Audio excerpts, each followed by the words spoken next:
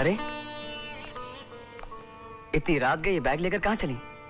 मैं ये घर छोड़ के जा रही हूँ। क्या बात कर रही हो? एक बात अच्छी तरह से सुन लो, मुझे ये बात मजाक में भी सुनना पसंद नहीं है। मैं मजाक नहीं कर रही हूँ, मेरा यहाँ दम घुटता है, मुझे अपने आप से नफरत होने लगी है। अब मैं ये झूठ और फरेब की जिंदगी एक दिन भी जीना नहीं चाहती। बहुत हो गई ये बकवास। मैं तुम्हारे नखरे और चोंचले बर्दाश्त कर करके थक गया हूँ। सीधी तरह कहो, क्या बात है, क्या कहना चाहती हो? अब मुझसे तुम्हारी नाटक ज्यादा दिन बर्दाश्त नहीं होगा। इसीलिए तो जा रही हूँ। ये नाटक ज्यादा देर तक मैं भी नहीं कर सकती। सुनना चाहते हो तो सुनो, मगर एक बात याद रखो, सच्चाई मेरे मुंह से निकलते ही एक तूफान आएगा और ये सब खत्म हो जाएगा। खत्म होता है तो हो जाने दो। धीरे धीरे मेरी आंखों के सामने मेरे बनाए हुए सपने टूटे।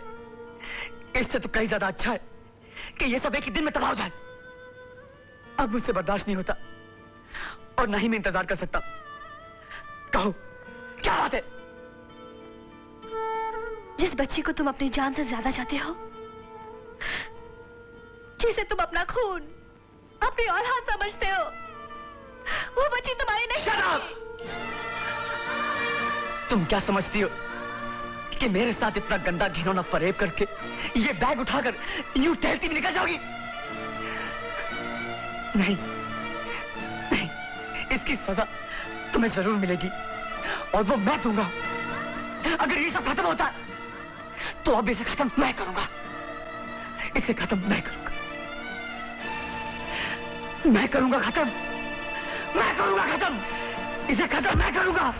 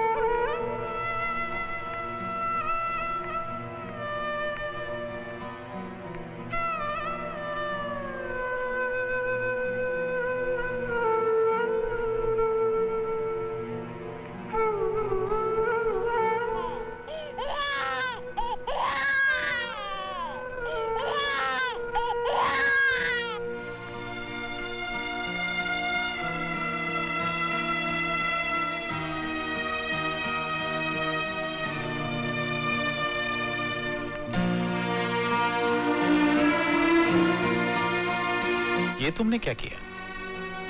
कोई इस तरह अपना घर थोड़ी छोड़ देता है। घर बनाने और बसाने में उम्र गुजर जाती है और बिगाड़ने और तबाह करने के लिए सिर्फ एक कदम दहलीज के बाहर उठाना बहुत होता है। तुम्हें इस तरह घर छोड़कर नहीं आना था। छोटे मोटे लड़ाई झगड़े किस घर में नहीं होते? हर घर में होते हैं। मगर साफ सफाई, मेल मिलाप और फैसले भी घर की चार दीवारी के अंदर ही होने चाहिए। जो फैसले घर से बाहर निकल जाते हैं या तो वो चौराहों पर पहुंच जाते हैं या अदालत में। और बेटी याद रखो, दिल के फैसले दुनिया की कोई अदालत नहीं कर सकती। वो तो सिर्फ हाथ मिलाकर, गले मिलकर ही होते हैं। मेरा कहा मानो, मेरी, उसकी और अपनी इज्जत की खातिर घर चली जाओ। पापा, मैं वहां नहीं रह सकती, मैं वापस नहीं जाऊंगी। मगर ऐसी कौन सी खराबी है उसमें? पापा, उनमें कोई खराबी नहीं है। वो बहुत अच्छे पति और बहुत अच्छे इंसान है। तो फिर क्या बात है? काश मैं आपको सब कुछ बता सकती, काश मैं आपको सब कुछ कह सकती।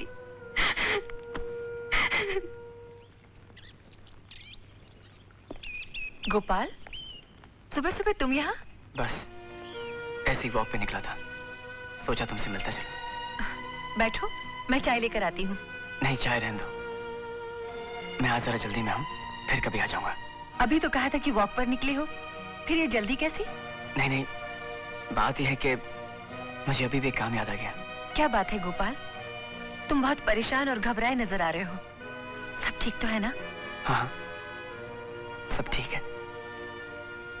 अच्छा मैं चलता हूँ, राधा मेरा इंतजार करती होगी।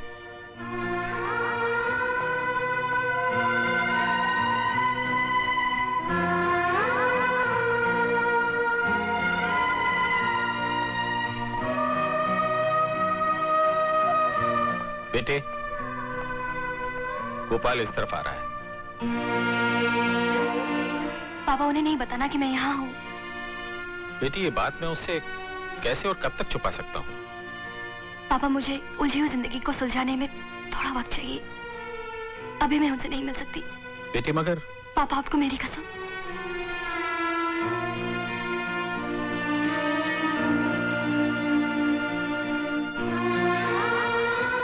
नमस्ते साहब जी। आओ भाई गोपाल, कैसे आना हुआ? सब ठीक तो है ना? हाँ साहब जी, सब ठीक है, सब ठीक है साहब जी। बड़े थके हुए बीमार से लग रहे हो, क्या बात है? कोई बात नहीं साहब जी, बिल्कुल अच्छा हूँ, एकदम ठीक हूँ साहब जी। साहब जी, राधा तो नहीं आई ना? नहीं तो क्यों, क्या बात है? नहीं नहीं साहब जी, ऐसी कोई बात नहीं है। दरअसल मैं अभी तक घर नहीं गया था और इस तरफ से गुजरा था, सोचा अगर राधा यहाँ होगी तो मैं उसे साथ लेता चलूंगा। अच्छा साहब जी, मैं चलता हूँ।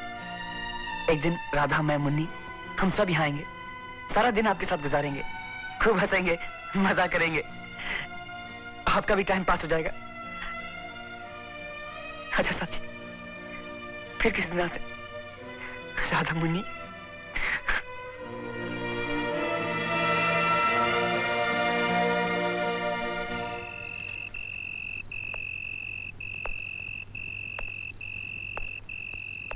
अरे गोपाल, इतनी रात गए, इस वक्त यहाँ? क्या बात है, सब ठीक तो है ना? बस ऐसे ही अकेले में दिल घबरा रहा था तो तेरे पास चला आया। क्यों, राधा कहाँ है? कुछ दिनों से उसकी तबीयत ठीक नहीं थी तो थोड़े दिनों के लिए मैंने उसे नैनीताल भेज दिया। उसका वहां दिल नहीं लगता और मेरा यहाँ दिल नहीं लगता। वो सोचती कि वो वापस आ जाए और मैं सोचता हूँ कि मैं वहां चला जाऊं। कुछ समझ में नहीं आ रहा मैं क्या करूं। बात यह है कि शादी के बाद हम पहली बार अलग हुए। सच पूछो तो अकेले रहने की आदत नहीं रही। शांति कहाँ है? हाँ, शांति मेरे पास है, उसे मैं कैसे छोड़ सकता हूं? मैं तो उसे एक मिनट के लिए भी नहीं छोड़ सकता। अगर वो भी चली जाती तो मेरे पास क्या रह जाता? शायद इसलिए राधा ने उसे मेरे पास छोड़ दिया। अच्छा मैं चलता हूं। अगर शांति उठ गई तो अपने आप को अकेला पाएगी। अच्छा गोपाल, मैं जानता हूं आज तू मुझसे बहुत कुछ कहना चाहता था मगर कह नहीं सका। इसी तरह मैं भी तुझसे बहुत कुछ कहना चाहता था मगर कह नहीं सका। वक्त आने पर तुझे यही याद रखना होगा।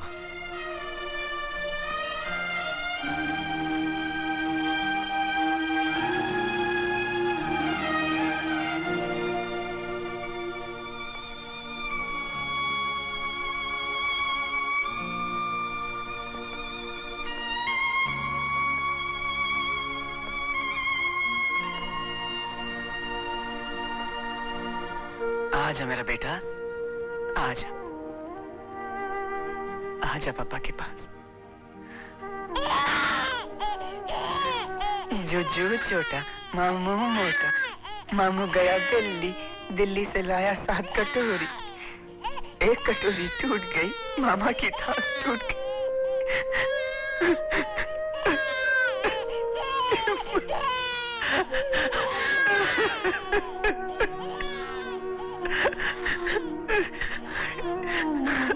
नहीं बेटा, मत रो, मत रो।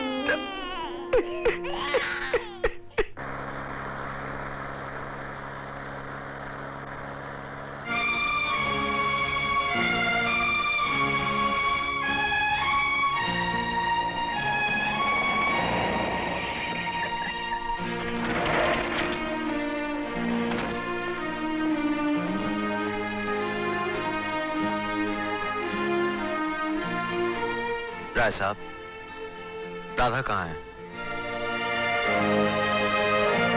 राधा? राधा तो यहाँ नहीं है। आप कहते हैं राधा यहाँ नहीं है, गोपाल कहता है कि राधा नैनीताल गई है। ये सब क्या हो रहा है राय साहब? सच्चाई को ढांकने से, बंद रखने से घर में बू फैल जाती है, जो घरों के बाहर भी निकल जाती है। मैंने अभी अभी राधा को यहाँ देखा है।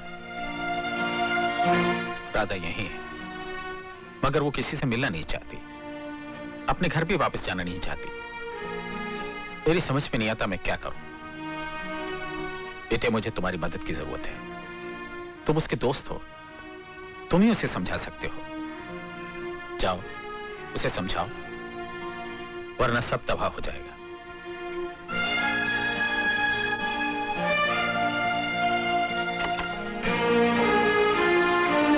राधा, तुम जो कुछ भी कर रही हो और उसकी जो भी वजह मैं नहीं जानता, मगर फिर भी मैं इतना जरूर कहूंगा, तुम्हें गोपाल और शांति की जिंदगी तबाह और बर्बाद करने का कोई हक नहीं है। जिस इंसान की इज्जत और जिंदगी का तुम्हें कोई ख्याल नहीं, वो तुम्हारी इज्जत को बचाने के लिए लोगों को तरह तरह की कहानियां गढ़कर सुना रहा है।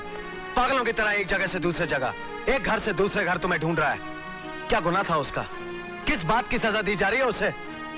देखो राधा, अगर तुम एक अच्छी पत्नी नहीं बन सकी, कम से कम एक अच्छी मां तो बन सकती थी, जिसका तुम्हें एक औरत होने के नाते पैदाइशी हक है। मगर तुम इतना भी नहीं कर सकी। क्या मैं पूछ सकता हूं, यह सजा उस मासूम बच्ची को क्यों दी जा रही है? सजा तो मैं अपने आप को दे रही हूँ। मैं अपने बच्चे से बहुत मोहब्बत करती हूँ, उसे बहुत चाहती हूँ। गोपाल उस पे जान देता है, उस पे मरता है। मैं जानती हूँ वो मेरा जाना, मेरा गम बर्दाश्त कर सकता है, मगर शांति उसकी जिंदगी से चली जाती तो उसकी जान निकल जाती।